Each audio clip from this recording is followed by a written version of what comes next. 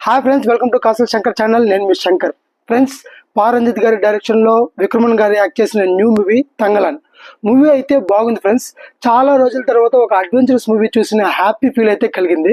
కాకపోతే ఈ మూవీ ఇంటర్వ్యూల వరకు కార్తీక్ గారి హీరోగా నటించిన యుగానికొక్కడు మూవీ కూడా ఇంటర్వ్యూల వరకు ఒకే సిమిలర్గా అనిపించింది. సేమ్ పాయింట్స్ కనిపించాయి. బట్ మూవీ అయితే చాలా బాగుంది, నో ప్రాబ్లం.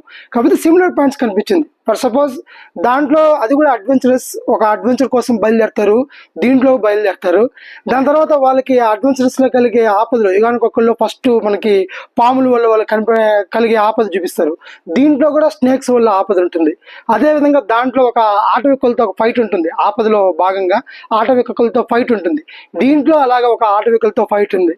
దాంట్లో ఆ ఆకలి దప్పిక ఇవంతా కూడా భయంకరమైన బాధలుగా చూపిస్తారు. ఆకలి దప్పికలు వచ్చి వాళ్ళు అది కూడా ఒక ఆపదలో భాగంగా చూపిస్తారు. దీంట్లో కూడా ఆకలి దప్పికల ప్రాబ్లం చూపిస్తారు. అండ్ ఫైనల్గా ఇంటర్వ్యూలో బ్యాంక్ కూడా అక్కడ ఒక బంగారు నగరాన్ని చూసి బంగారు నగరాన్ని చూపించి ఇంటర్వెల్ బ్యాంక్ వేస్తారు. దీంట్లో కూడా ఇంటర్వెల్ బ్యాంకు బంగారం దొరికింది అన్న ఒక కాన్సెప్ట్తో ముగుస్తుంది.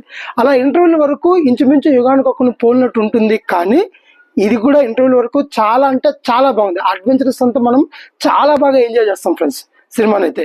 ఇంటర్వెల్ తర్వాత కొంచెం స్లో డౌన్ ఉన్నట్టు ఉంటుంది. అంటే ఆ బంగారు తవ్వకాలు ఏంటి, దానిలో వచ్చే కష్టాలేంటి, బాధలేంటి, ఇంకా బ్రిటిష్ వాళ్ళకి వీళ్ళకి మధ్య బానిస బతుకులకు ఉన్న కష్టాలు, క్యాస్ట్ ఫీలింగ్స్ ఇవన్నీ చూపించి కొంచెం నాంచినట్టు ఉంటుంది. కానీ మధ్యలో అక్కడక్కడ ఇంట్రెస్టింగ్ పాయింట్స్ చాలా పెడతాడు. ఆ ఇంట్రెస్టింగ్ పాయింట్స్ వల్ల సినిమా అయితే మనకి నచ్చుతుంది, బాగానే ఉంటుంది. అండ్ క్లైమాక్స్కి వచ్చేసరికి మంచి ట్విస్ట్ ఒకటి ఇస్తాడు. అంటే అది గొప్ప ట్విస్ట్ కాదు, కానీ ఆ ట్విస్ట్ వల్ల సినిమాకి ఒక మంచి ఎండింగ్ దొరుకుతుంది. ఆ ట్విస్ట్ లేకపోతే ఎండింగ్ ఒక కంప్లీట్ లేనట్టుగా ఉంటుంది.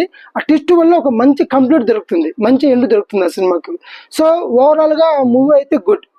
సినిమా కథ విషయానికి వచ్చామంటే సినిమా ఫస్ట్ నుంచి బంగారం గురించే సాగుతుంది.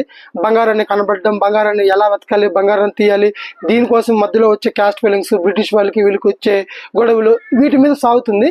కథ అయితే బాగానే రాసుకున్నాడు. చాలా తర్వాత మంచి కాన్సెప్ట్ అనిపించింది, డిఫరెంట్ కాన్సెప్ట్ అనిపించింది, బాగుంది ఫ్రెండ్స్, చూడొచ్చు. ఇంకా ఆర్టిస్ట్ల పర్ఫార్మెన్స్ విషయానికి వస్తే హీరో మన విక్రమన్ ఉన్నాడు.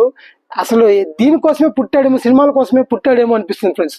ఏంటో అసలు సినిమా మొత్తం జస్ట్ ఒక చిన్న పేలిక, గోచి అంటారు మనం, ఆ గోచిలాగా కట్టుకునేసి సినిమా మొత్తం యాక్ట్ చేశాడు.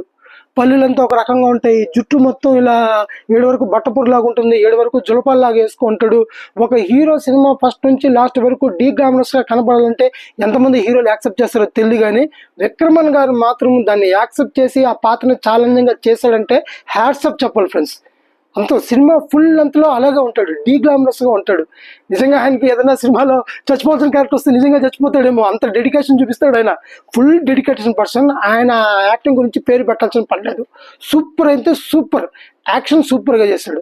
ఇంకా ఆయన తర్వాత మాల్విక మోహన్ గారు, ఆ మాంత్రికురాలు క్యారెక్టర్ ఇచ్చారు ఆమెకి. క్యారెక్టర్లో ఆమె ఎంత బాగా చేసిందంటే అంత బాగా చేసింది. ఇంకా బ్రిటిష్ రాజు సంథింగ్ ఎవరు, అందరూ ఎవరి పాత్రలు వాళ్ళైతే బ్రహ్మాండంగా చేశారు. ఆర్టిస్టల్ పర్ఫార్మెన్స్ సూపర్. అండ్ యాక్షన్ విషయానికి వస్తే యాక్షన్ సన్నివేశాలు చాలా బాగా రాసుకున్నారు ఫ్రెండ్స్. ఒక పులితో ఫైట్ ఉంటుంది, చిన్న బిట్టు చాలా న్యాచురల్గా ఉంటుంది. బీభత్సమైన బ్యాక్గ్రౌండ్ మ్యూజిక్లు అవి ఇవి ఏం లేకుండా న్యాచురల్ ఫైట్, ఆ పులితో ఫైట్ ఉంటుంది. చూడడానికి చాలా బాగుంటుంది. అలా కత్తి ఎత్తి దాన్ని ఇలా దింపుతాడు, చూడండి, చాలా థ్రిల్ ఫీల్ అవుతారు. అండ్ మెయిన్గా యాక్షన్ సన్నివేశంలో ఫ్లాష్ బ్యాక్ ఎపిసోడ్ ఒకటి చెప్పుకోవాలి ఫ్రెండ్స్.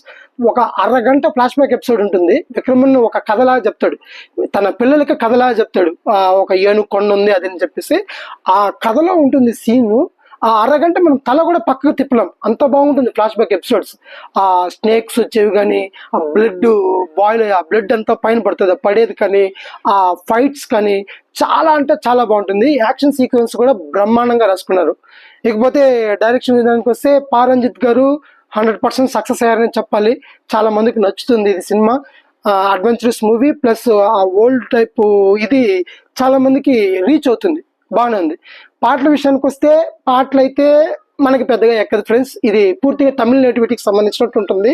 తమిళ వాళ్ళకి బాగా నచ్చుతుంది, మనకి పెద్దగా అనిపించదు. బీజిఎం ఓకే, సినిమాకి తగినట్టుగా బీజిఎం ఉంది. ఓవరాల్గా మూవీ అయితే గుడ్, మంచి సినిమా ఫ్రెండ్స్. మీరైతే చూడొచ్చు, చాలా హ్యాపీగా ఉంటుంది సినిమా, బోర్ కొట్టదు, ఫుల్గా ఎంజాయ్ చేయొచ్చు మూవీని అయితే. ఈ సినిమాకి రేటింగ్ అయితే 4/5. ఇది ఫ్రెండ్స్ ఇవాళ వీడియో. ఈ వీడియో కనుక మీకు నచ్చితే please like, share and subscribe. Thank you.